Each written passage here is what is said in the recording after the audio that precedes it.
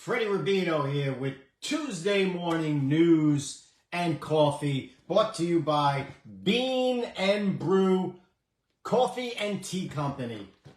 This is my second cup. A lot of times what I do with my second cup, I use the flavored coffee because I love it with milk and sugar, but with the flavored coffee, you don't need it. It's absolutely delicious. I want to show you the beans. The beans.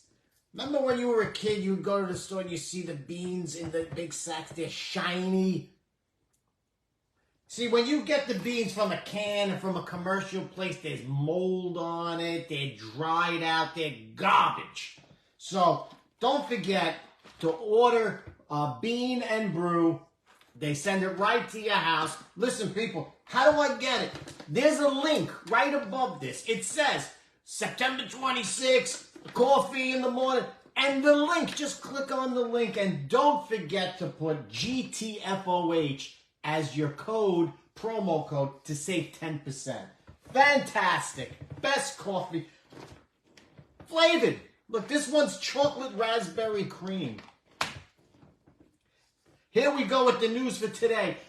Big news. The United Auto Workers are now united and demanding a 4-hour work week. A 4-hour work week. What that means is you're getting paid 40 hours to work 32. You're going to work 4 days and get paid for the 5th day for doing nothing. Do you know that these factories operate 24/7? They're going to pay you to stay home. You want to get paid to do nothing? What, are we married? Well, what's going on here? Unbelievable. Listen, the auto industry, those factories go 24/7. They can't pay you to stay home. Who's going to man the machines? It's unbelievable, these people. Listen, why don't you have the balls to address the real problem in the auto industry? Have the balls to say, listen, the Democratic Party pushing this Green Deal for electric cars has sent half of our manufacturing to China. It's raised these electric cars $65,000, $70,000. I can't afford a dozen eggs. And I'm going to buy a $65,000 car. Most people buy electric cars as their second or third car. You understand that? Not their first. Who could afford a second or third car now at $65,000? Usually the second car is some shit car that you go back and forth to the train station with, right? Am I right? Unbelievable. Could you imagine they want to get paid? This is socialism. I hate to tell you. Getting paid to do nothing is socialism. And that's what these union delegates are pumping in to their people. Listen to me. You got to address the problem that every electric car, all the battery stuff is processed in China. If we go all electric, we would be totally dependent on China for our electric car battery stuff. Crazy. The United Auto Workers are actually on the picket line begging to send their industry to China while we pay them to sit at home for the 5th day. I don't get it. Listen, I don't get it. To me, that's socialism. You work and that's it. And I hear the delegate on the line saying, oh, we're working 70 hours, 80 hours. Bullshit. Bullshit.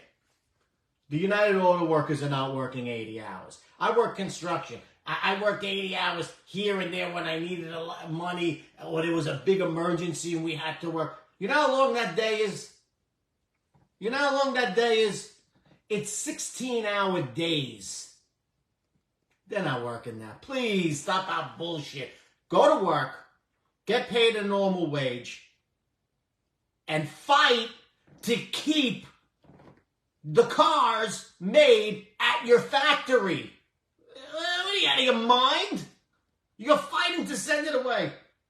Anyway, it doesn't make any sense to me, and it infuriates me that these people are being bamboozled by their leaders instead of knowing what the real fight is.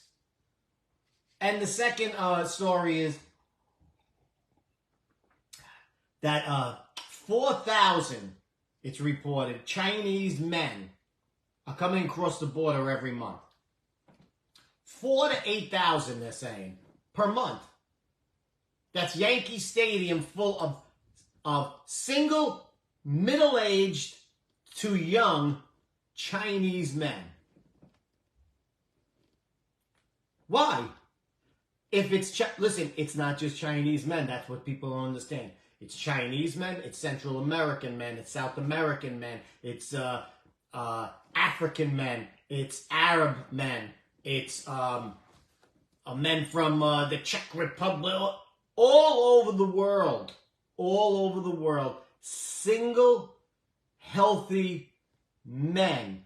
Not the women and children that they show you. CNN shows you 2-second clip of a kid coming across.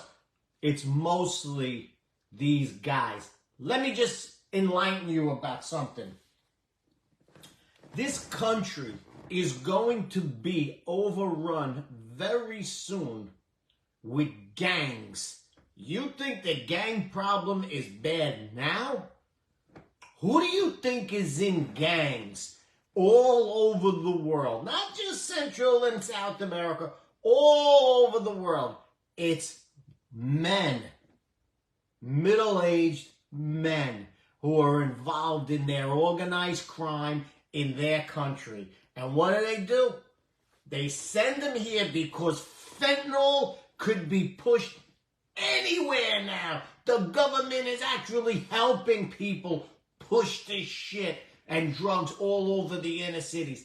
They're coming here. Gang members from every country are coming here in droves. And right now, the cartels in Mexico have 10 to 100 times more money than they did 3 years ago. Do you know how powerful they are now? Mark my words, in the next few years, the gang violence and the gang population will be so out of control that the inner cities will be uninhabitable. You'll come in, you do your work, if you can, you get out. Public transportation, don't even bother. That's what's happening to this country.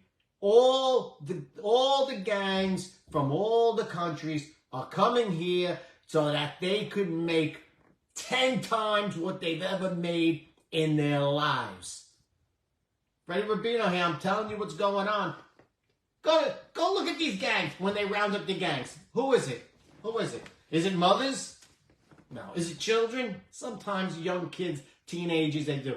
It's all the young men who come and are fearless, because the biggest gang and the biggest organized crime is the United States Senate, who's getting it from all over. If you don't know that by now, you better wake up, my friends.